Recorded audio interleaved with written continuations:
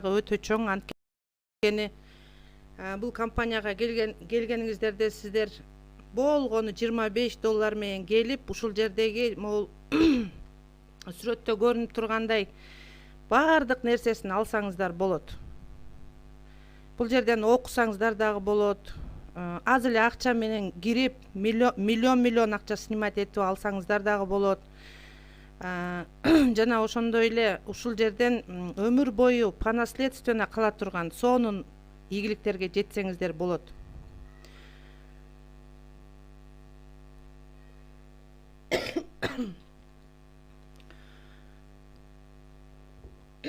Биздин компаниябыз жөнүндө айта кетсем, биздин компаниябыздын президенти Абуназарова Альбина Гаджиевна. Биздин компаниябыз 2019-жылы 2-апрелде ачылган. Бардыңыздар эле билсеңиздер керек. Бирок ушул нерсени ар дайым кайталап отуруп биз ийгиликке жетебиз.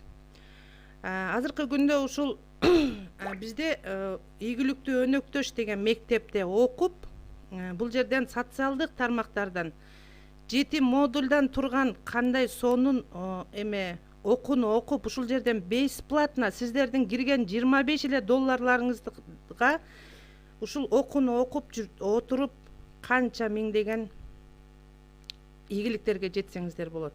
Бул успешный партнер деп бул сабакты, бул обученияны биздин өтө кыйын кандидат филологических наук доцент Татьяна Писчурникова окутат. Бул жерде социалдык тармактардан кандай кылып акча табасыздар, үйдө отуруп алып жаныңыздарды кыйнабастан баардык жактарын үйрөтөт экен. Ошого ар бирөөбүз эгерде аракет кылып ушул жерде берилген мүмкүнчүлүктөрүн пайдаланып калган болсок, биз сонун ийгиликтерге жетет экенбиз. Бирок бул мектепте ар бирөөңүздөргө окуңуздар деп эч ким заставлять этпейт кыздар. Урматтуу бизнес партнерлор, сиздер өзүңүздөргө байланыштуу. Ким ушул жердеги берилген мүмкүнчүлүктү колуңуздарга алып, жашообузга, бала чакабызга, жакындарыбызга кайдыгер карабастан ушул жерде мүмкүнчүлүктү пайдаланган болсок, сонун ийгиликтерге жетишебиз деп ишенемин. Ал эми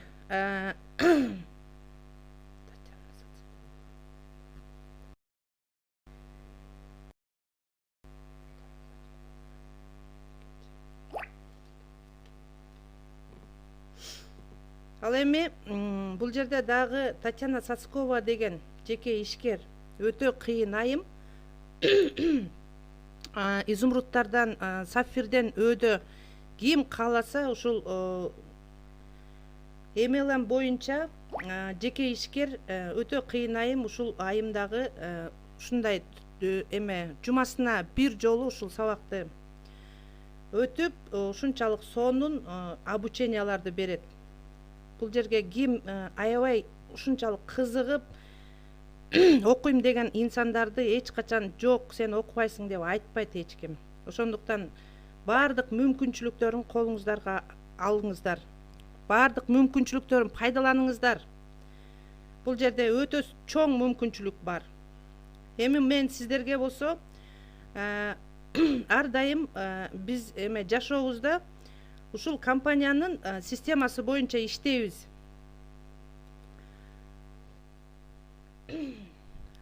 Мисалы мен айта турган болсом, бул баардык эле жердин, баардык эле жумуштун системасы бар. Биринчиден, эгерде өзүңүздөр деле кылсаңыздар, биринчи любой эле компанияга киргенде маркетинг планы болот. Ошол маркетинг планы менен таанышып, жакшы ийгиликтерге жетебиз. Ошо эгерде жагып ошол компанияга кирген болсок. Эгерде башка жумуштарда деле, например, 30 күн, 30 түн башка жумуштарда деле иштеп отуруп, ошол 1 айлыктарды алат экенбиз. Биздин компанияга кирип алып, отуруп алганга дагы болбойт. Сөзсүз түрдө иштешибиз керек болот. Эгерде биз 2 ай, 3 ай, 5 ай ушул компанияда активдүү иштеп койгон болсок, бул жерде акча системада толтура. Мен сиздерге азыр маркетинг план жөнүндө айта кеткен болсом, бизде основной программа Onyx программасы, бардыгыңыздар эле билесиздер. 5 программадан турат, ар бирөөндө 2ден стол. Сиздер компанияга киргенде сөзсүз түрдө $25 менен киресиздер. Бул деген аябай чоң акча эмес. Өмүрүңүздөргө бир эле жолу вложение кыласыздар. Бардыгы эле жанагы жумуштарда, эгерде биз магазин ачсак, эгерде биз дагы башка бизнес ача турган болсок, сөзсүз түрдө жок дегенде 200 000. Анан жакшы магазин ачам же болбосо жакшы иш кылам десеңиздер, миллиондон ашык акча кетиресиздер.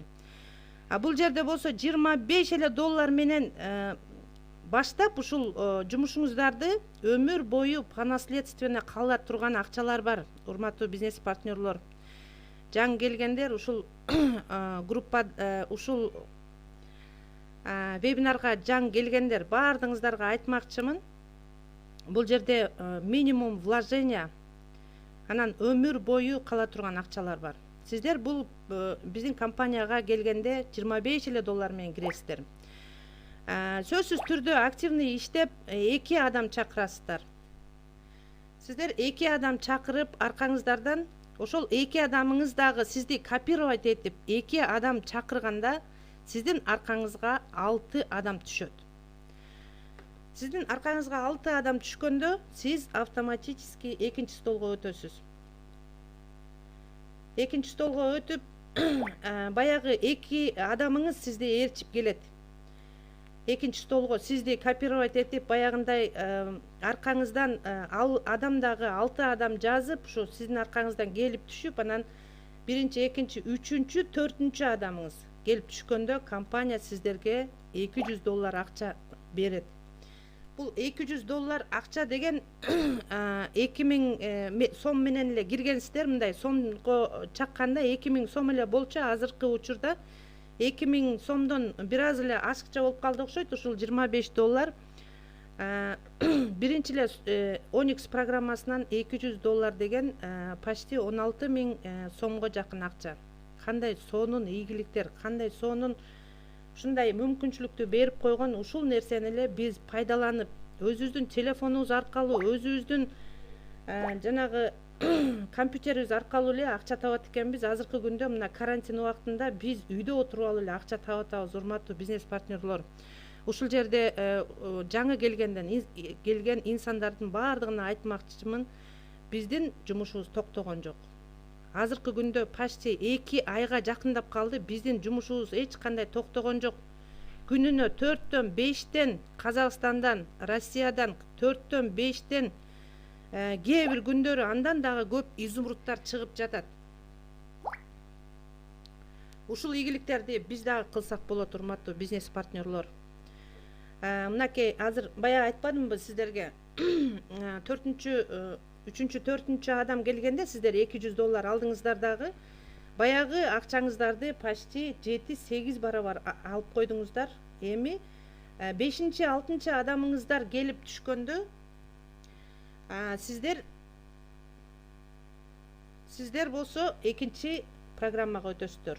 Экинчи программа болсо ушул акча менен караңыздар. Экинчи программа болсо Сафир программасы болуп эсептелет. Ушул эле жерде бир аз накопительный болуп эсептелет. Бул уже кыска столдор башталат. Сиздер ушу келдиңиздер, келгенде сиздердин аркаңыздардан баягы 2 лишнигиңиз келиши мүмкүн, перелив менен келиши мүмкүн. 2 адам келип түшкөндө сиздер автоматически экинчи столго өтөсүздөр, Сафирдин экинчи столуна. Баягы 2 адамыңыз келип, же болбосо перелив менен дагы 2 адам келип түшүп, 3-чү адам келип түшкөндө, сиздер кошелегиңиздарга $400 акча чыгарып аласыздар. Унутпаңыздар, бир эле жолу $25 менен киргенсиздер. Бир эле жолу вложение кылгансыздар. Көрдүңүздөр, мына уже экинчи программадан ушу $400 акча алдыңыздар. Общий мындайча эсептегенде $600 акча. Бул биздин Кыргызстанда өтө чоң акча болуп эсептелет. Ушул эле Сапфир программасында 3 местадан акча берилбейт. Бул накопительный ушул эле столдо, ушул эле программада, урматтуу бизнес партнерлор, бул жерде 4-чү, 5-чи, 6-чы адамыңыздар келип түшкөндө $1200 накопительный акча менен жанагы 3-чү программага өтөсүздөр. 3-чү программа болсо өтө сонун программа. Азыркы күндө изумрудтар бизде ушунчалык көп чыккандыктан эми ушунчалык компаниябыздын эмеси дагы өсүп атат. Мынакей изумруд статусу өтө сонун статус, анткени бул жерден биринчи эле программадан $800 акча аласыздар.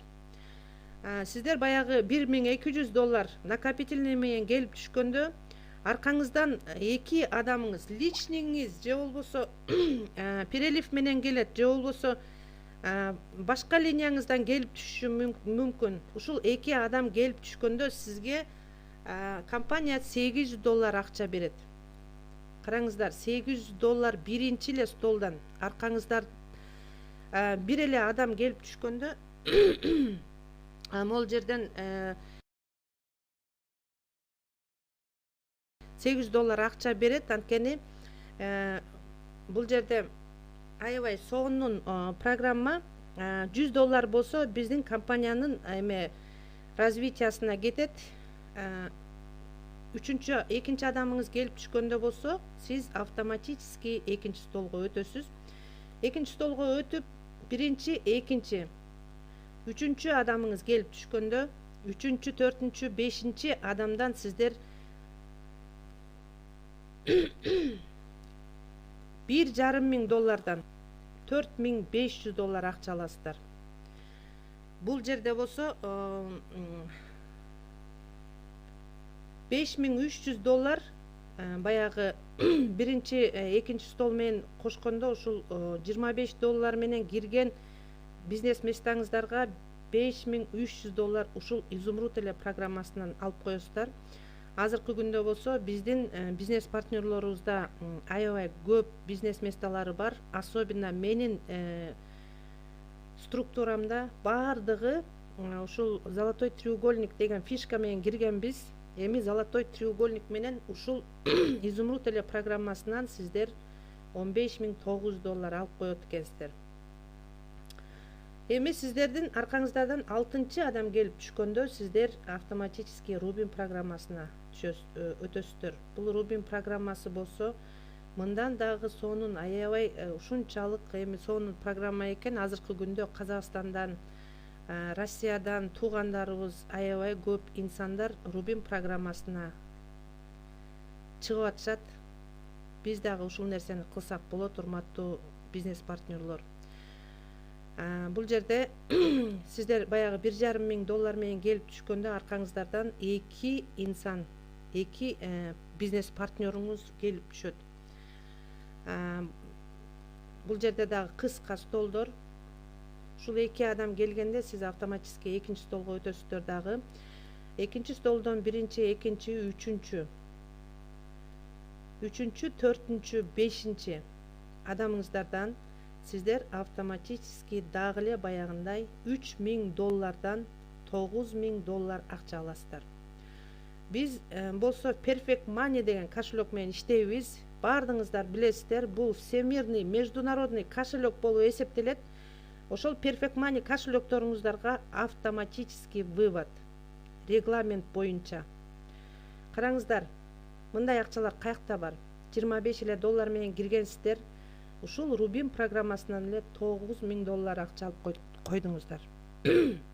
Бул акча мындай ооздун бир четинен эле чыгып кеткен менен биздин Кыргызстанда өтө чоң акчалар. $9000 деген аябай чоң акча. Ошондуктан жашообуздун жанагы будущий балдарыбыздын жашоосуна кайдыгер карабастан ушул компаниядагы берилген мүмкүнчүлүктү ойлонбостон алышыбыз керек, урматтуу бизнес партнерлор. Чуркап жүрүп иштешибиз керек. Ушул 6 адамыңыз келгенде мына караңыздар, баары тең көрсөтүлүп турат. 6 адамыңыздар келгенде сиздер ушул автоматический бриллиант программасына кетесиздер. Бул бриллиант программасы эң акыркы биздин ушунчалык сонун аякы программа болуп эсептелет. Бул жерде азыркы күндө биздин президентибиз Абуназарова Альбина Гаджиевна бриллиант программасын жапкан. Аллахым буюрса, ушул компанияга кирген ар бир инсанга ушул бриллиант программасын жетишиңиздерге, ушул статусту алышыңыздарга өтө каалайт элем. Аллахым буюрса, аракет кылсаңыздар, сөзсүз түрдө жетесиздер. Баягы акча менен мына келип биринчи столго түштүңүздөр, аркаңыздардан 2 адам түшкөндө сиздер автоматически экинчи столго өтөсүздөр. Мынакей стрелка менен баардыгы көрсөтүлүп, четко, ясно көрсөтүлүп турат. Ошон үчүн бул жерде акча каалашыңыздарча снимать этип алсаңыздар болот. Үйдө отуруп алып, азыркы күндө мына онлайн бизнесте иштеп атабыз. Биринчи, экинчи баягындай эле биринчи, экинчи, үчүнчү адамыңыздар келгенде, үчүнчү адамыңыздардан биринчи $6000 акчаңыздарды алып баштайсыздар. 4-чү адамдан дагы $6000 аласыздар.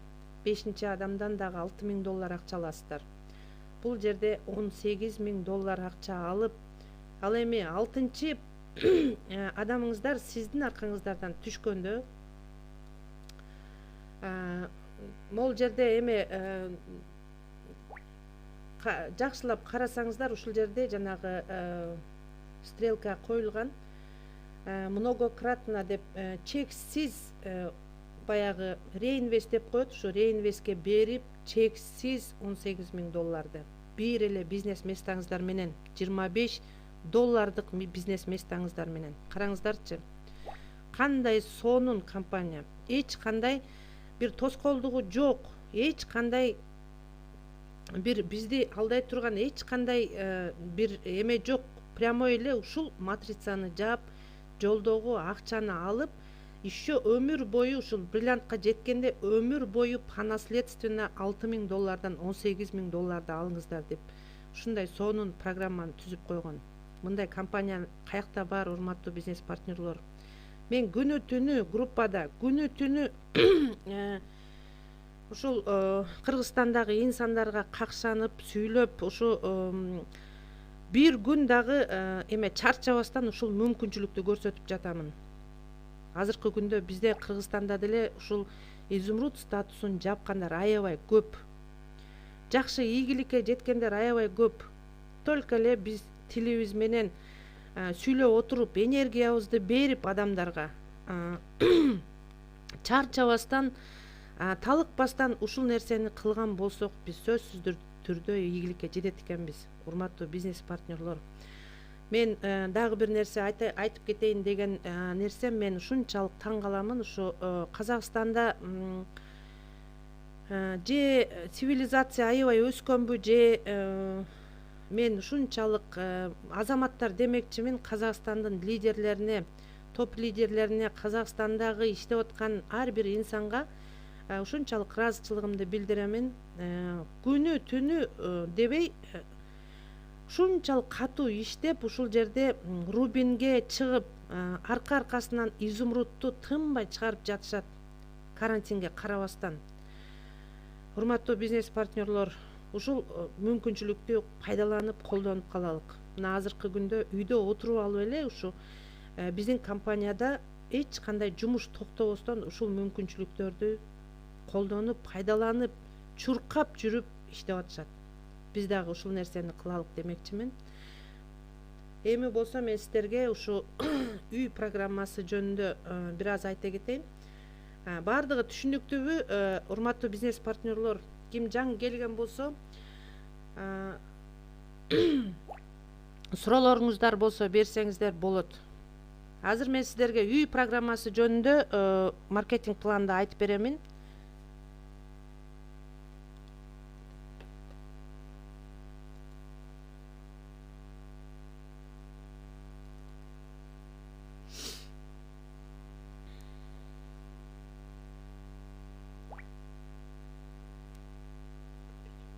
үй программасы болсо угулуп жатабы, дагы 5 деген баа коюп коюңуздарчы, урматтуу бизнес партнерлор.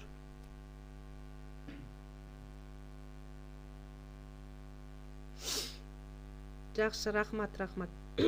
Ал эми үй программасы болсо бизде башында биз киргенде ушул 5-ноябрда ачылган. 5-ноябрда биз киргенде $210 менен киргенбиз. Бул жерде бүт бардык условиялар жазылган, жакшылап өзүңүздөргө скриншот кылып алсаңыздар дагы болот. Анткени мына кандай үй аласыздар, ушулардын бардыгы жазылган. Өзүңүздөр тандайсыздар. Юридикалык жактан өздөрү кылып беришет, ушулардын баары квартиранын баасын жана системадан чыккан акынын айырмасын төлөө, ушулардын бүт бардыгы жазылган. Бул үй программасы болсо 5 тепкичтен турат. Негизи 5 тепкичтен турчу, азыркы учурда болсо 1 тепкич кошулду. Анткени эмнеге дегенде биз баягы 5-ноябрда киргенде $210 менен кирет болчубуз. Азыркы күндө $110 эме ступень тепкич кошуп койду. Эмнеге дегенде биздин карапайым калк жанагы $210 менен биздин сом менен 15.300 сом болчу. Ошол убактында былтыр 2019 жылы 5-ноябрда ачылган кезде ошол 15.300 сому дагы жок инсандар бар экен. Ошондуктан биздин карапайым калкка $110 кылып койду. Ушул $110 менен кирип туруп, ушул жердеги мүмкүнчүлүктү пайдаланып, ступень тепкичтен тепкичке өтүп отуруп, ушул жерден сиздер $120.000 акча алып койсоңуздар болот. Бул жерде болсо ошо өтө чоң мүмкүнчүлүк бар. Бул үй программасы, турак жай программасы болсо основной программадан өтө эле жеңил. Андан дагы жеңил, андан дагы сонун мүмкүнчүлүк. Эмнеге дегенде бизде азыркы күндө 40 жаш, 50 жашка чейин үйгө жетпей жүргөн мекендештерибиз бар экен. Азыркы күндө кыйналып жана квартирада жүргөн инсандарыбыз, биздин жакындарыбыз толтура экен. Мен сиздерге айта турган болсоң, ошолордун мисал мен дагы ошол инсандарга кошуламын. Эмнеге дегенде мен Бишкек шаарынан айыл жакта үйүм болсо дагы ушу Бишкек шаарынан чоң үй алсам деген мечтам бар болчу. Мен ошол Россияда 9 жыл, менин историямды ар кимиңиздер билесиздер, 9 жыл жүрүп бир үйдүн акчасын топтой албаптырмын. Урматтуу бизнес партнерлор, бул уят эмес, бул история. Биздин ушул историябыз, мындайча айтканда. Ушул жерде бизде мусулмандарда, например, мен сиздерге айта турган болсом, өтө көп инсандар жана 4, 5, 6, 7, 10 балалууга чейин бизде мусулмандар ар бирөөңүздөр билесиздер. Ошол ар бир ушу балдарыбызга үй жай кылып беришибиз керек. Бул биздин бурчубуз. Ошондуктан бул жерден бесконечно үй алсаңыздар болот экен. Мындай жанагы мүмкүнчүлүк эч жерде жок, чындыгын айтсам. Угулуп жатабы?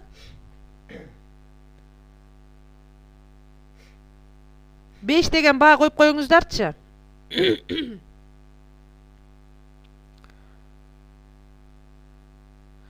Рахмат.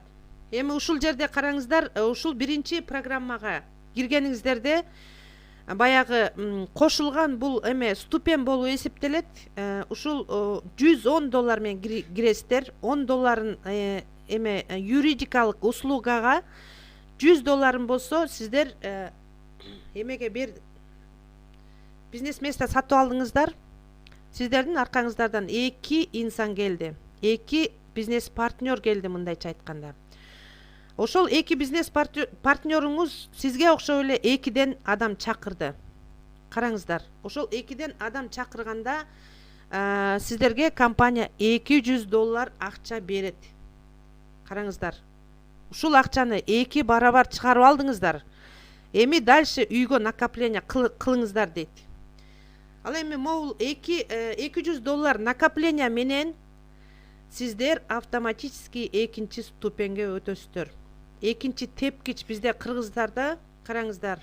Экинчи тепкичке сиздер өттүңүздөр дагы баягы акча менен аркаңыздагы баягы сиздин лишнигиңиз же болбосо перелив менен келип түшкөндө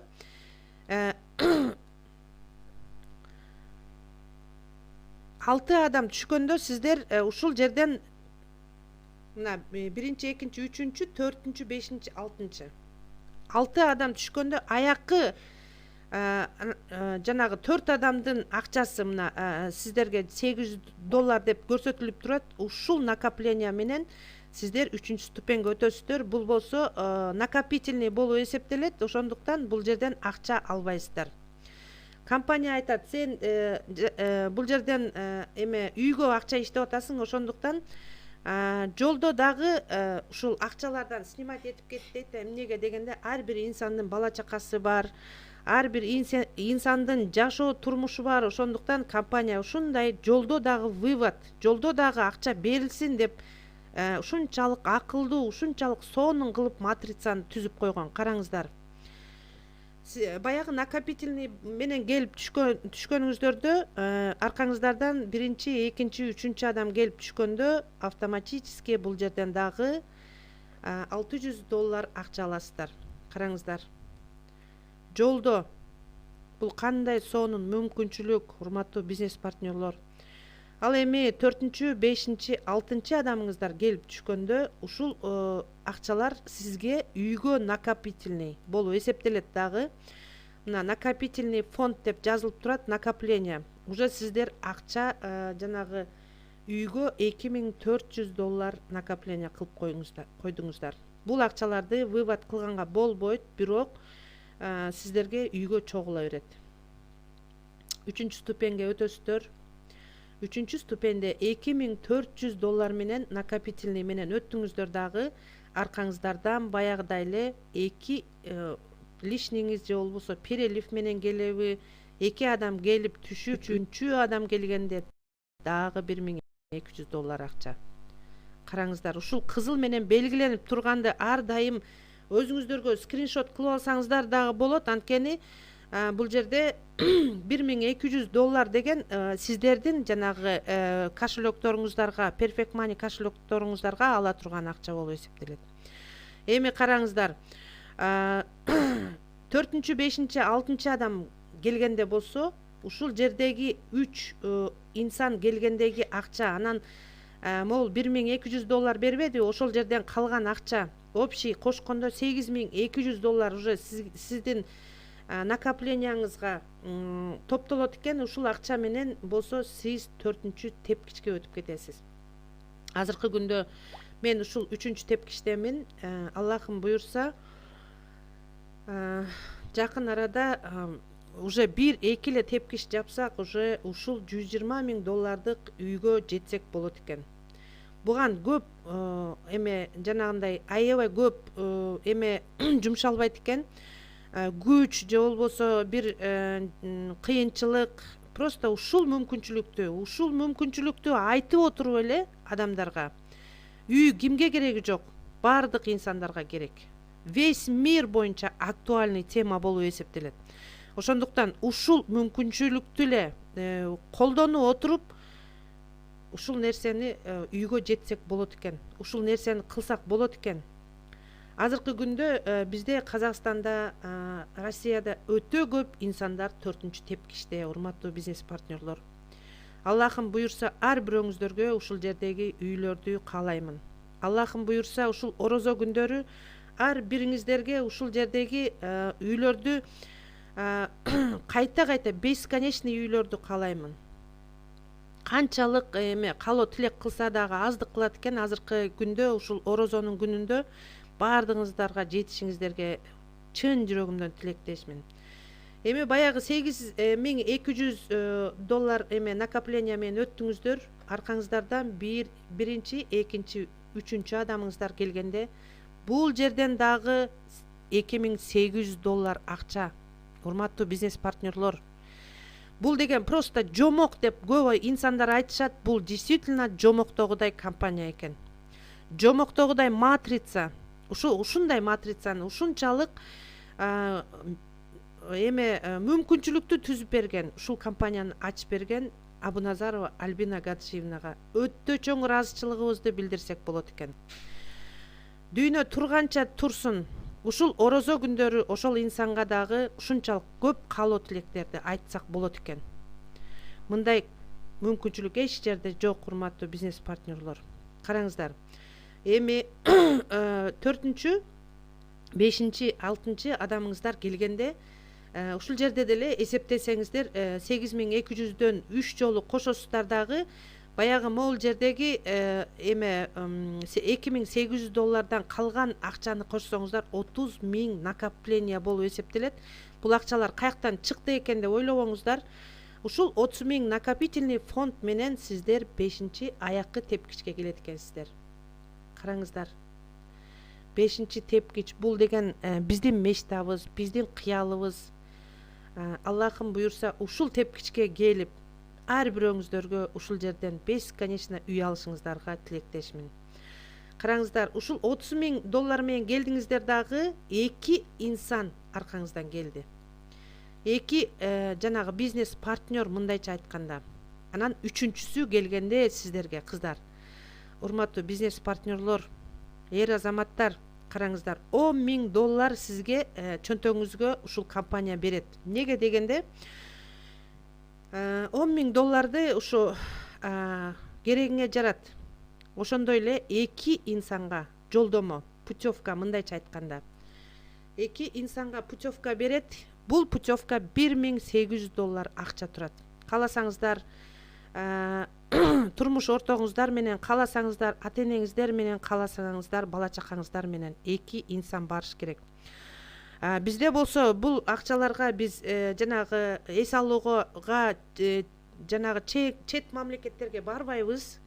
Биздин кыргыздарда, мындайча айтканда мусулмандарда, биз болсо хотя бы ажы сапарына баралык демекчимин. Ушул акчаларды алып алып, ар бирөөбүзгө ажы сапары насип этсин. Анткени ал жака дагы барыш ар бир адамдын кыялы, мечтасы мындайча айтканда. Ошондуктан бул жерде караңыздар, $11800, $1800 2 адамга, анан $10 000 сиздердин чөнтөгүңүздөргө. $11800 2 инсан же болбосо 3 адам ажы сапарына барып келгенге дагы мүмкүнчүлүк болот экен. Андан кийин аркаңыздан 3 эле адам калды. Ушул 4-чү, 5-чи сиз барып келгенче, эс алып келгенче 4-чү, 5-чи, 6-чы адам сиздин командаңыздан келип түшкөндө же болбосо перелив менен түшкөндө сиз $100 000 акчанын ээси болот экенсиз. Бул $100 000 деген мындай айтканда аз эле жанагы 100 000 деген мындай аз эле акчага окшоп түйүлөт. Бирок бул сомго эсептегенде, теңгеге эсептегенде, урматтуу бизнес партнерлор, өтө чоң акча. Мындайча айтканда, мен азыр сиздерге точно айта турган болсом, 10 миллионго жакын акча биздин сом менен. Ушул акчаны алып сиздер каалаган шаарыңыздан, кааласаңыздар Россиядан, кааласаңыздар Сочиден, кааласаңыздар Италиядан, кааласаңыздар Туркиядан, кааласаңыздар Кыргызстандан, кааласаңыздар Казакстандан, кайсы жерден кааласаңыздар, бул жерде жазылган. Сиздин сүйүктүү шаарыңыздан деп жазылган. Ошол жерден үй тандайсыз. Эгерде сиз $50 000 үй тандаган болсоңуз, жанагы биринчи эмедеги $10 юридикалык услугага бербедиңизби? Ошол акчаны сиздерге бесплатно ушул биздин юристтерибиз келип, ушул бесплатно ошол үйдү оформить этип, калган акчаңыздарды сиздин кошелегиңизга же болбосо картаңызга өткөзүп берип, документтерин өткөзүп, колуңузга ключту тапшырып анан кетет. Караңыздарчы, кандай сонун мүмкүнчүлүк. Эми караңыздар, бул жерге кааласаңыздар 1 жылда жетиңиздер, кааласаңыздар 10 айда, кааласаңыздар 5 айда, кааласаңыздар андан көп 3 жылда жетиңиздер. алар скорость өзүңүздөрдүкү, урматтуу бизнес партнерлор. Скорость өзүңүздөрдүкү. Канчалык тездикте иштейм десеңиздер, канчалык тездикте иштесеңиздер, ошончолук тездикте аласыздар. Ал эми шашпай алам десеңиздер, шашпай 1 жыл, 2 жылда жетсеңиздер дагы бул жаман акчалар эмес. Бизде өмүрүбүздө 2 жыл эмес, 10 жылда дагы, 50 жылда дагы бир үйгө жете албай жүргөн инсандарыбыз. 50 жылда дагы бир үйгө жете албай жүргөн мекендештерибиз толтура. Дагы бир жолу айтамын, ошолордун бирөө менмин, урматтуу бизнес партнерлор. Кудайдан жашырбаган инсан затынан жашырыштын кереги жок. Азыркы күндө мен Бишкек шаарында турамын, бирок менин Бишкек шаарында өзүмдүн собственный үйүм жок, урматтуу бизнес партнерлор. Ошол үйдү мен жакында эле калдым. Аллахым буйрса, ушул үйдү бир эле өзүмө эмес, ар бир инсанга, ушул компанияга келген ар бир мекендештериме каалаймын. Анан ушул жерде эң аякы $8200 жанагы реинвест деп турбайбы, ушул акча калып калат сиздерден. Эми могул жерде эсептесеңиздер бүт баары көрсөтүлүп турат. Караңыздар, $8200 акча калып калат ушул жерде. Бул акчаны каяка бересиздер? Бир үйдү алдыңыздар, сиздердин балаңыздарга, кызыңыздарга, сиздердин дагы неберелериңиздерге үй керектир. Вот ушул $8200 4-чү ступеньге кайтадан берип, уже экинчи үйүңүздү алсаңыз болот. Караңыздар, кандай сонун мүмкүнчүлүктү түзүп койгон. Караңыздар, $8200 сиздер баягы эле 4-чү столго тура каласыздар дагы, баягындай эле биринчи, экинчи адамыңыздар аркаңыздардан түшөт. Ал кезде уже тез эле келет го деп ойлоймун, анткени аркаңыздардан чоң команда болот. 3-чү инсан келгенде кайра эле баягыдай $2800 акча аласыздар. $2800 акча алып, чөнтөгүңүздөргө, кошелекторуңуздарга, картаңыздарга чыгарып аласыздар. Анан 4-чү, 5-чи, 6-чы адамыңыздар келгенде сиздерге дагы эле баягындай накопление $30,000 5-чи ступеньге өтөсүздөр дагы баягындай эле кайталап коесуздар. Караңыздар. Экинчи үйдү алганда, 3-чү үйгө дагы ушундай 4-чү деп кичке туруп кайталайсыздар. Бесконечность, бул жерде дагы бесконечно үй алсаңыздар болот. Бесконечно биринчи программадан $32,900 алып, бесконечно $18,000 жанагы $6,000 3 жолу аласыздар, баягы бриллиант программасынан. Ал жакта дагы бесконечности бар. Эми бул жерде чексиз акчалар бар. Ушундай компанияда кантип иштебейбиз, урматтуу бизнес партнерлор? Кантип иштебейбиз? Бардыгыңыздарга айтмакчымын, ушул компанияны, ушул мүмкүнчүлүктү, биздин элибизге, мекендештерибизге берилген мүмкүнчүлүктү колдон чыгарбаңыздар. Ушул орозо күндөрү мен сиздерге ушул каалай мындай каалоо тилек айта кетейин. Урматтуу мекендештерим, эжелер, агалар, сиңдилер, эр азаматтар, бизнес партнерлорум, кошуна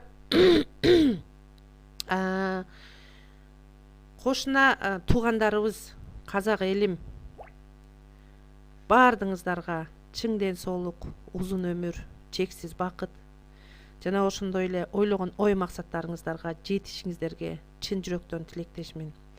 Ушул компанияда берилген мүмкүнчүлүктү ар бир инсанга айтмакчымын, колдон чыгарбастан акырындап иштеп отуруп дагы ушул мүмкүнчүлүктөрдү колдоруңуздарга алсаңыздар болот.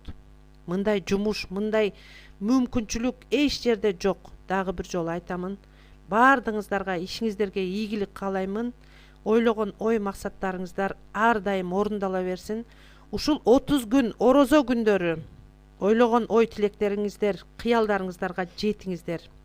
Ушул жерден каалаганча акча, каалаганча доллар менен, каалаганча үй алсаңыздар дагы болот. ошол үйлөргө жетиңиздер. Ар бир инсанга ушул компаниядагы берилген ар бир статусту, ошондой эле бесконечный акчаларды, бесконечный үйлөрдү сиздерге чын жүрөгүмдөн каалаймын. Эми ушул жерде рахмат, мен бүттүм.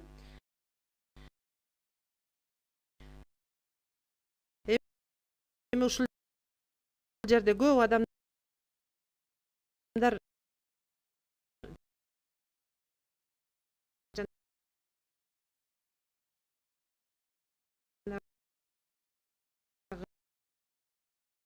берген суроолоруна жооп берейин. Суроолоруңуздар болсо бериңиздер. Анан дагы бир нерсе айта кетейин, мен бая башында унутуп кетиптермин, кечиресиздер. Бүгүн бизде конокто Айтымбетова Роза, Караганда шаарынын өтө кыйын топ лидери. Реалити шоу жөнүндө айта кетмекчи, мен бүгүн конокко чакырганмын. Азыр могу бир аз суроолорго жооп берип кетейин, андан кийин Роза Айтымбетова сиздер менен бизде конокто, сиздер менен бирге ушул реалити шоуну 10-15 мүнөт ушу айта кетсе, ошону жакшылап кунт коюп угуңуздар. Ушунчалык сонун азыркы күндө бизде реалити шоу башталды. Күнү түнү эле сүйлөп баягы реалити шоуну айтып атканбыз. 27-синде башталды. Бирок тилекке каршы биздин жанагы Кыргызстанда жанагы көп инсандар кантип киребиз, кире албай атабыз, кандай кылабыз деген инсандарга ушул Роза азыр жооп берип кетет. Эмеден чыкпаңыздар. Мен болсо сиздердин ушул суроолоруңуздарга жооп бере кетейин. Суроолоруңуздар болсо бериңиздер, урматтуу бизнес партнерлор. Так. Бардыңыздарга рахмат. Гүлкайыр, Рахат, бардыңыздарга рахмат. Маликеже.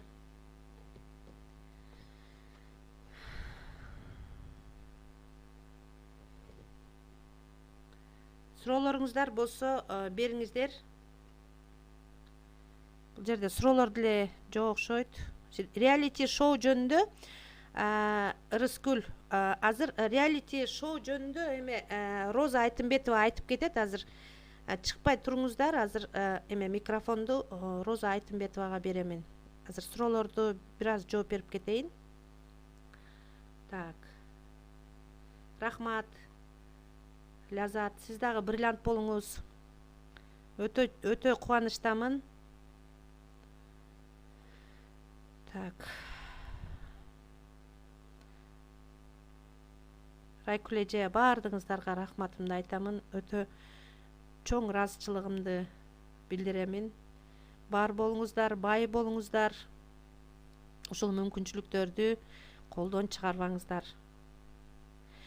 Так, Айнура, офис Бишкекте бар, Сыдыкова 178 каравандын аркасында көчө. Эгерде менин телефон номеримди билген болсоңуз, маган эме личкама чыксаңыз, мен адресин беремин. Сыдыкова 178. Так. Тамар эже.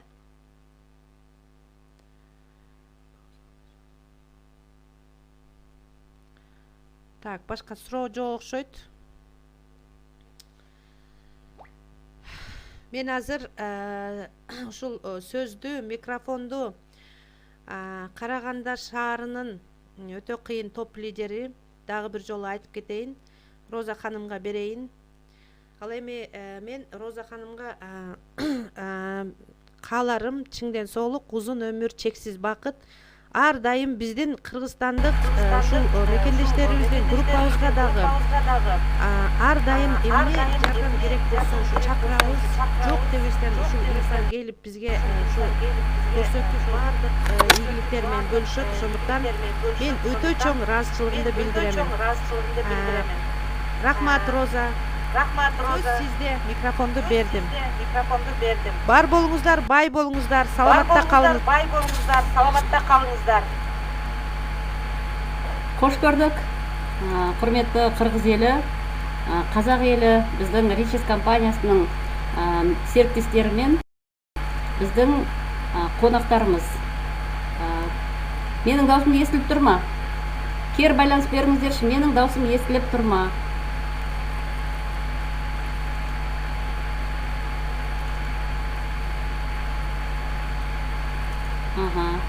Иә. Өте жақсы. Естіліп тұр дейді.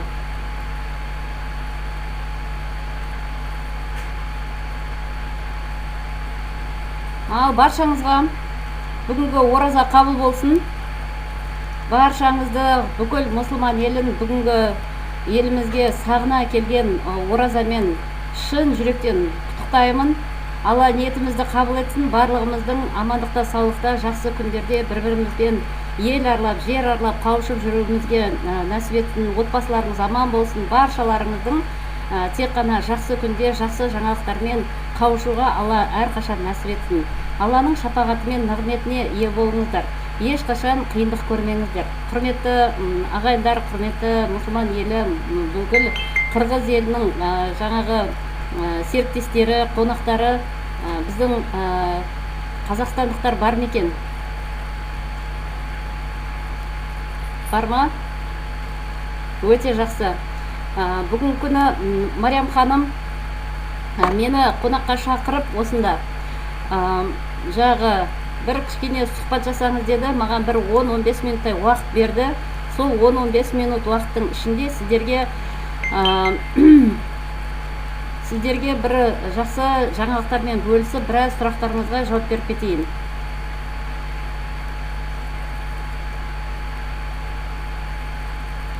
Мариям ханым, сіз шығып кеттіңіз ба? Мен слайдты қоя алмай жатырмын.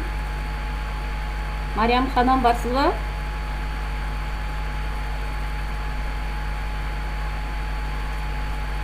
Мариям ханым кішкене естімей жатыр ғой деймін. Енді бұл техникалық ақау дейді. Көптен көріскен жоқпыз. Дегенмен де құрметті біздің серіктестер шум болып жатыр дейді. Сіздерде қалай? Барлығы жақсы естіліп тұр ма? Жалпы белгі қойыңыздаршы, барлықтарыңыз плюс қойыңыздаршы, мен көрейін сіздердің жақсы естіп отырғандарыңызды. Мен жақтан ешқандай ақау болып тұрған жоқ. Естілді дейді. Өте жақсы, тамаша, балқаш кетті. Малика ханым, о, Айман ханым. Жақсы, жақсы. Ой, жақсы, Аллаға шүкір. Я, дұрыс болды. Ал ендіше міне көріп отырсыздар. Мариям ханым өтінішімен мен көп уақыттарыңызды алмаймын. Дегенмен де мынау сіздердің барлықтарыңызға қазіргі жаңа біздің компаниямыздың реалити шоу басталды. Кеше 27 сәуір күні старт алды. Өте керемет ашылу болды. Көрдіңіздер, иә, біздің коуч-тренеріміз Сацкова Татьяна Николаевна мен Ирина Красовская, біздің мықты директорымыз, даму директоры, және де өздеріңіз білесіздер, біздің өте мықты мұғаліміміз, маманымыз, озық серіктес мектебінің басшысы Татьяна Анатольевна Писчурникова, барлықтарының басшылығымен, ең бастысы біздің керемет компаниямыздың, бай компаниямыздың ең мықты президентіміз әлем бойынша біз мақтанамыз. Абуназарова Альбина Гаджиевнамен, міне сол кісілердің бастауымен осындай керемет бізде реалити шоу басталып жатыр. Ендіше осы реалити шоуды өзіміздің қырғыз қазақ тіліне түсінікті тілде мен айтып берейін. Реалити шоудың мақсаты неде және реалити шоуда не істейсіздер?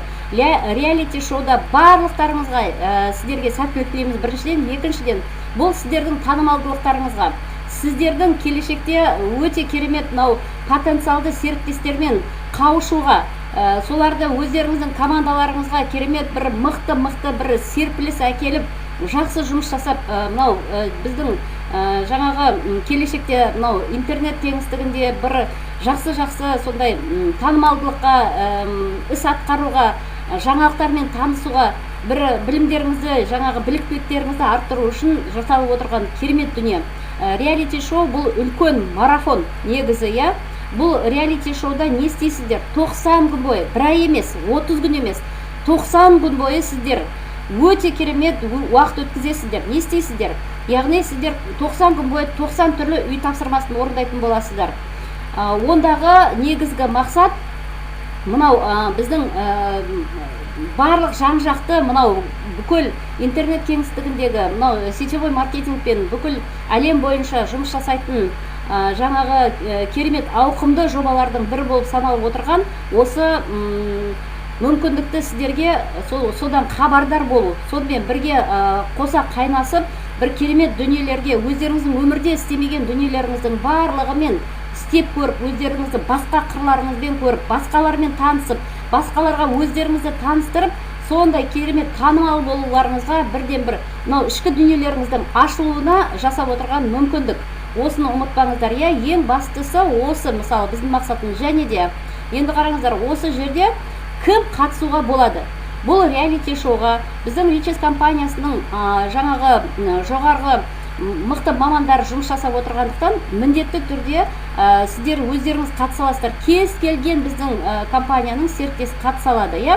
Ал енді осы тұста сіздерге қонақ шақырамын десеңіздер, басқа сетевой компаниялардың, я болмаса тіпті жай ғана қатардағы азаматтар мен азаматшаларды шақырамын десеңіздер, қызығушылығы бар адамдарды шақырамын десеңіздер, мархамат, барлықтарын шақыруға болады. Барлығына тегін. Сіздерге де тегін, ол кісілерге де тегін, бүкіл әлем бойынша қатысамын деген кісілердің барлығына тегін қатысуға болады. Енді оны айтып кеттік, иә? Келесі дүние. Мынау біздің реалити шоуға қатысқаннан кейін, әрине сіздер білесіздер, иә? Қатысқан өте тамаша, сіздер өздеріңіздің өте керемет бір жақсы қырларыңызды, жақсы дүниелеріңізді үйреніп көріп, елмен бірге бұндай мүмкіндік 2 күннің бірінде бола алмайды. Бұл дүние өте қымбат дүние негізінде, иә? Өте қымбат. Ақшалай тұратын болсаңыздар, егер сондай марафондарға қатысатын болсаңыздар, сіздер өте қыруар ақша беретін едіңіздер. Ал бұл сіздерге болып тұрған, туып тұрған мынау өте керемет мүмкіндік. Яғни сіздер тегін қатысып көресіздер, иә? Өздеріңізге пайдалы дүниелерді аласыздар. Және де енді барлық өздеріңіз ойлаңыздаршы, бәйге болғаннан кейін бәйгеде ұтыста болады, иә? Міне сол ұтыстар жайлы осы кішкене ақпарат беріп кетейін. Міндетті түрде өте керемет бізде бәйгенің түрлері $500, $400, $300, $200 және $100 5 орынға сыйақы бар. 5 орынға, иә? Өздеріңіз ойлаңыздаршы, қандай керемет. $500 деген ол үлкен ақша ғой қазіргі заманда. Тіпті мен $100 алсам да өте қуанышты болар едім. Неге? Өйткені біріншіден ол көңіл. Я, екіншіден қанша дегенмен ол кішігірім болса да сыйақы, марапат. Үшіншіден сіз мына қазіргі біздің мынау қиын қыстау кезеңде сәл де болса бір отбасыңызға бір жақсы бір сыйлайсыз, көңіл күй, иә? Өйткені бір әйтеуір бір жақсы дүние аласыз. Ал енді оны қоя беріңіз, иә? Ең негізінде үлкен жоғарғы бәйге бар. Енді ол кішкене құпия бола тұрсын, иә? Ал ендіше тағы да осы жерде айтып кететін тағы бір дүние. Енді ұсақ түйек мынау нелерге келейік, иә? Мынау қозғалыстарға келейік. Біріншіден, құрметті серіктестер, құрметті біздің қонақтар, қараңыздаршы, сіздерге өтініш. Мынау ең бірінші хэштег жазыңыздар, ұмытпаңыздар, иә? Хэштег дегенді білесіздер ғой, иә? Міне соны жазуды ұмытпаңыздар. Жаңағы реалити шоу РК деп жазылады, иә? Білесіздер, иә? Решетка, реалити шоу РК деп обязательно жазылыңыздар, иә? Міндетті түрде. Екіншіден, үй тапсырмасын орындаған кезде, мынау стена деген бар ғой, сіздер ВК-ға кіресіздер ғой, сілтемемен кірген кезде сол жерде жоғарыда стена деген бар, иә? Соған міндетті түрде сол жерге жақсылап тапсырасыздар, иә? Күнделікті сағат Ресей уақытысымен 23:00-де бітесіздер кешкісін. Түсінікті ғой, иә? Түсінікті. Содан кейін қабылданбайды. Түсінікті ма? Енді мынау коммент жазасыздар ғой. Төмен жақта хэштег, сіздер мынау лайк басып, жаңағы хэштегті, жаңағы үй тапсырмасын тапсырдыңыздар, иә? Сосын коммент жазуды ұмытпаңыздар. Міндетті түрде. 90 күн бойы сіздің жасаған дүниеңіздің барлығы сіздердің ВК арқылы, ВК каналы арқылы бүкіл әлем көретін болады. Бүкіл әлем. Егер бұрын ептеп жұмыс жасамаған болсаңыздар, қобалжымаңыздар. мынау алдағы 5 мамырға дейін 5 күн бойы сіздерге қазір кішкене үйрету дейді ғой, алғашқы мынау кіріп оңға солға деген сияқты сол бағыт бағдардың бәрін беріп отырамыз. Соның бәрін үйреніп отырасыздар, сұрақтарыңыз болса сұрап отырасыздар. Біз сіздерді ерінбей, жалықпай сіздерге бағыт бағдар беріп отырамыз. Бірақ бүгінгі бірінші күнде нәтиже осындай жоғарыдағы басшыларымыздың үлкен сіздер үшін өтініші, дұрыс жаңаға сұрап біліп қойып, сосын барып үй тапсырмасын тапсырсаңыздар екен. Ұсақ түйек сұрақтардың барлығын мына өздеріңіздің жаңағы сіздерді шақырған адамдар бар, егер біздің компанияның серіктестері болмаса, сосын және де біздің өзіміздің серіктестері бар компанияның. Біздерге шығыңыздар, лидерлеріңізге шығыңыздар, осы өздеріңіздің жаңағы командаңыздың ішінде сол ұсақ түйек нәрселердің бәрін сұрап біліп алыңыздар.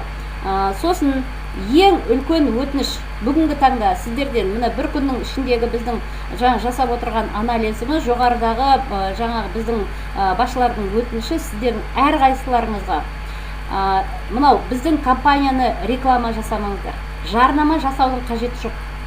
Мүлдем жарнама жасамаңыздар, жарнама жасауға болмайды. Өйткені бұл бүкіл әлем бойынша жасалып отырған, әркім үшін жасалып отырған реалити шоу. Енді әрине біздің компанияны болғаннан кейін сіздер енді мықтысыздар, өте жақсы. Бірақ жарнама жасамаңыздар. Міне осы ең үлкен сіздерге айтар өтінішіміз. Сондықтан мүмкіндігі болғанынша осы айтқан дүниелерді есте ұстаңыздар. Тағы бір қайталап өтейін, өзіміздің компанияға құрметті серіктестер, жарнама жасамаймыз. Жарай ма? Жарнама жасамаймыз. Түсінікті ғой, мен сосын жауап беремін, қазір. Екіншіден, хэштег қойды ұмытпаңыздар. Хэштег қойды ұмытпаңыздар. Үшінші, үй тапсырмасын тапсырған кезде, жоғарыда үй тапсырмасын тапсырған кезде белгілеуді ұмытпаңыздар. Төртінші, коммент жазыңыздар, міндетті түрде. Комментарий, былайша айтқан кезде, былайша айтқан кезде комментарий. Және ұсақ түйек сұрақтармен жоғарыдағыларды, басшыларды, ол жақта отырған, анализ жасап отырған кісілерді мазаламай, өздеріңіздің лидерлеріңізге, я болмаса сіздерді шақырған кісілерге сұрақтарыңызды қойсаңыздар болады. Мен осы дүниелердің бәрін дұрыс айттым ба? Ендеше сіздердің барлықтарыңыздың құлақтарыңызға алтын сырға жетті ме екен? Ал енді сіздер сұрақты қойсаңыздар болады. Мен сіздердің сұрақтарыңызға бірсыпыра қарап шығайын, кімдер қандай сұрақ бар екен. Сосын сіздердің сұрақтарыңызға жауап беремін. Мен осымен бітті. Сіздерге бүгінгі реалити үшін сұрақтарыңыз болса айта беріңіздер. Өте керемет дүниелер. Бүгін ғана менің командама жақсы қонақтар келді. Солардың барлығынан біздің естіп білгеніміз керемет болғалы жатыр. Өте көңілді болғалы жатыр. Қазір 5 мамырға дейін ешқандай бағалау болмайды. Тапсыра беріңіздер, өте жақсы, қабылдай береді үй тапсырмаларын. Кеші қалдым, мен үлгермей қалдым ба деген болмайды. Сайт ашық тұрады, 90 күн бойы да ашық тұрады. Естеріңізде болсын, 90 күн бойы ашық тұрады. Бірақ 5-нен жабылады ма? 5-нен кейін бітті. 5-нен мынау жүлдеге шығатындар бар, жаңа айттым ғой, 5 орын бар және бас жүлде бар деп, міне сол жүлдеге баратындар 5-не дейін үлгеру керек, тіркеліп, толығымен өту керек тіркелімді. Содан кейін жабылады. Сіздер үшін жағы бәйгеге шығатындар, жүлдеге шығатындар. Бірақ басқа адамдар келемін десе келе береді, көре береді, қатыса береді, жасай береді. Дегенмен де жаңағы осы 5-не дейін тіркеліп үлгергендер жаңағы ұтысқа қатысуға мүмкіндіктері бар. Егер сіз мысалы 5-нен кейін кіріп, 5-нен кейін жұмыс жасасаңыз, сіз қатысушы ретінде боласыз, бірақ сіздің жұмысыңыз керемет болып, бәйгеге ілінуге мүмкіндігіңіз болса, сіз бәйгеге кірмейсіз. Түсінікті ғой, міне осы екі дүниені ажыратып алыңыздар. Ал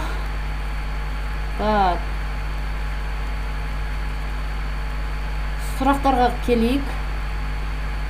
Мариям ханымға өте үлкен рахмет. Жаңа Мариям ханым айтып жатыр ғой, менің баспанам жоқ деп. Мариям ханым, біз сондай керемет компанияға келдік. Алла қаласа, кеш жарық, Бақытгүл ханым, жақсы, тамаша, рахмет.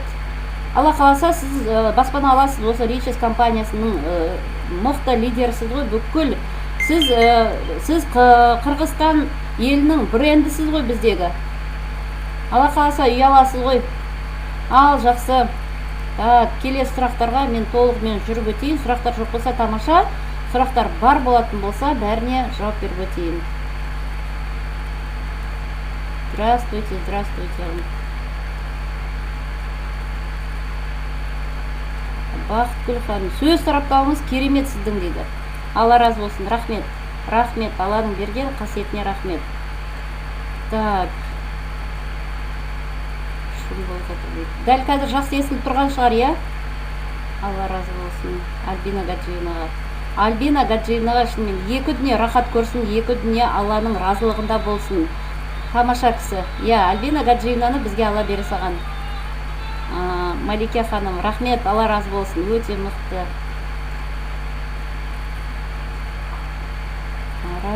Райгүл ханым, рахмет, Алла разы болсын. Рахмет. Енді былай қарап тұрсам, барлықтарыңыз ырзашылық білдіріп жатсыздар. Ораза қабыл болсын, иә. Жаңа ғана аузымызды ашып, үлгеріп жатырмыз. Біз деген жағы.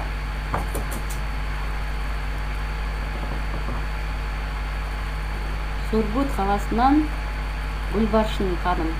Рахмет, қандай керемет.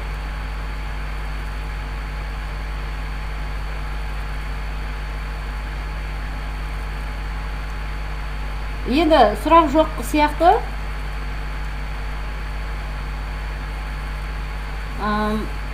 Хайрулина дейді. Әлі ешкім үй алған жоқ дейді. Үй алуға азғантай ғана қалды. Хайрулина деген ханым сұрап жатыр екен. Үйді Алла қаласа аламыз, бәріміздің де үмітіміз бар.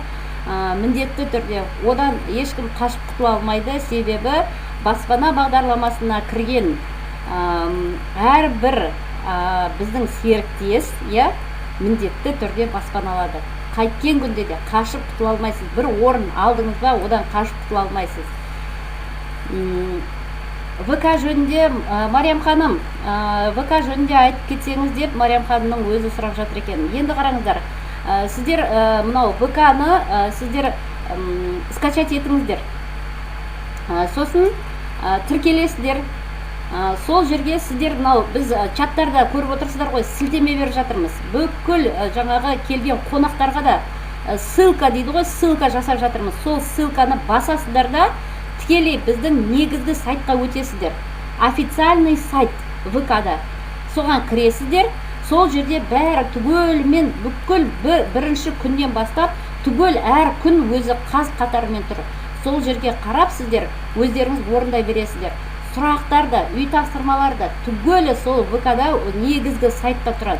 Яғни Мариям ханым, яғни ол жерде жаңағы официальный сайтта сіздер жаңағы сабақ өтесіздер ғой. Күндіз сіздерге, мысалы, біздің басшылар жақсы сабақ өтіп жатыр ғой. Сол сабақтан сіздер үй тапсырмасын алған кезде түнгі сағат Москва уақытысымен, Мәскеу уақытысымен 23:00-ге дейін тапсыра аласыздар. Одан кейін қабылданбайды. Естеріңізде болсын. 23:00-ден кейін үй тапсырмасы қабылданбайды. Гүлжаухар ханым, ВК-ға ссылканы қалай аламыз дейді. Гүлжаухар ханым, бүкіл жаңағы ссылканы, сілтемені чаттарда жіберіп жатырмыз. Сондықтан өздеріңіздің жоғарыдағы лидерлеріңізге айтсаңыздар, әр жаңағы структура өзінің лидерлеріне айтып отырса, сұрап отырса, міндетті түрде солар сіздерге сілтемені береді. Так. Нұрсұлтан уақытымен нешеге дейін тапсыру керек үй тапсырмасын дейді Эльвира ханым. Эльвира ханым 23 түнгі 2-ге дейін. Егер Нұрсұлтан уақытысымен болатын болса, түнгі 2-ге дейін тапсыра аласыздар үй жұмысын. Енді түнгі 2-де негізі елдің бәрі ұйықтап жатады, Эльвира ханым, бірақ егер ұйқыңыз қашып кетсе, үй тапсырмасын орындап түнгі 2-ге дейін тапсырға болады. Эльвира ханым, көп ұзақ уақытты жоғалтпаңыз, ол түнгі 2-ге дейін сізге отыру болмайды, сіздің денсаулығыңызға зиян болады. Эльвира ханым, жарайсыз. Так, Эльвира ханымға жауап бердім. Так, болды ма сұрақтарыңыз?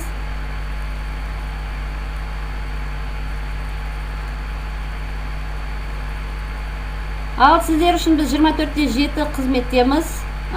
Қырғыз елі, қазақ елі, сұрақтарыңыз болса әр қашанда мархамат. Біздерді біздің Ричес компаниясынан әр қашанда кездестіруге болады. Әр чаттарда біз бармыз. Сұрасаңыздар, лидерлердің барлығы бар, топ лидерлердің барлығы қазір назары сіздерде. Сіздер не айтсаңыздар, не сұрасаңыздар, барлығы төрт көз түгел жауап беруге дайын. Ал ендеше жүлделі болыңыздар. Бастысы мынау бәйгеде сіздердің аттарыңыз жүйрік болсын, сіздердің қозғалыстарыңыз мықты болсын, көңіл күйлеріңіз жоғары болсын. Сіздердің барлықтарыңызға сәттілік тілейміз. Жалпы сұрақ жоқ екен. Мариям ханым, толық сұрақтарға жауап бердім ғой деймін. Бүгінгі күнде барлығы түсінікті болған сияқты. Негізгі тақырыптардың бәрін айтып өттім. Нұрхан ханым, Роза ханым, рахмет. Рахмет, сіздерге де рахмет. Ораза қабыл болсын. Барлықтарыңыз жақсы көңіл күймен, Алланың разылығы үшін таңғы сәресіндеріңізді ұмытпай, кешкісін аузашарға аман-есен жетіп, 5 уақыт оқыған намаздарыңыз қабыл болғай. Жамағат сіздердің барлықтарыңызға шын көңілімен бүкіл Алланың нұры жаусын деп, сіздерде жақсылықта болсын, ешқашан сіздерді Алла назарынан тыс қалдырмасын, жақсы көрсін, назарында ұстасын деп тілек айтамын. Жақсы, амандықта, саулықта болайын. Рахмет. Рахмет сіздер үшін. Ал жақсы, сау сәлематта болыңыздар. Сіздермен болған мен, Роза Қарағанды, фамилиям Айтымбетова. Осы жерде бір жақсы хабарлама айтып кетейін. Алдағы жұма күнде бүкіл чаттарда жіберетін боламын. Менің көптен бері жаңағы вебинар бөлмесіне келген жоқпын. Бүгін көптен бері бірінші рет келіп отырмын. Ендеше мені сағынғандар болса, мені тыңдағысы келетіндер бар болса, жалпы бүкіл қонақтарыңызды алып келіңіздер. Өте қызық болғалы тұр. Мен сіздерді жұма күні күтемін менің вебинарымда. Сау саламат болайық.